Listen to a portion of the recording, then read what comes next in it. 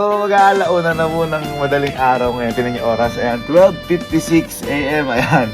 At, lang naman. Parang ano lang kasi, parang bigla ko lang na-miss si Elma. Kaya, parang naisip ko ngayon, what if kaya ako gawin ko yung mga ginagawa namin nung una-una kami? Yung magmotor-motor, maglugaw.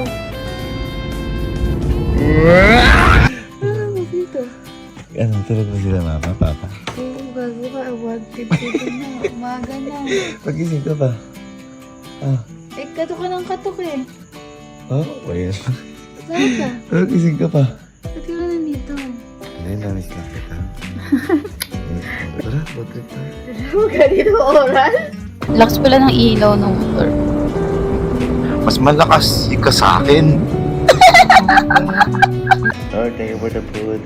Maraming salamat po, pinakita niyo po ulit kami. Miss na miss ko po itong babae na to. Thank you so much, Lord, sa opportunity. Thank you so much po sa lahat-lahat ng biyaya and blessings. Magbigay niyo po ng kalakasan. Ipagaya po na namin na to sa amin. Naalay po namin sa rin namin sa inyo. In Jesus' name I pray. Amen. At ayun, gano'n lang. Nakauwi na tayo. Naresolve na natin yung pagka-miss ko sa kanya. Gano'n lang, di ba? Kaya sabi ko sa inyo, kapag gusto nyo, maraming paraan. Kung ayaw nyo, maraming dahilan. Dahil ako gusto ko, ginawa ko ng paraan.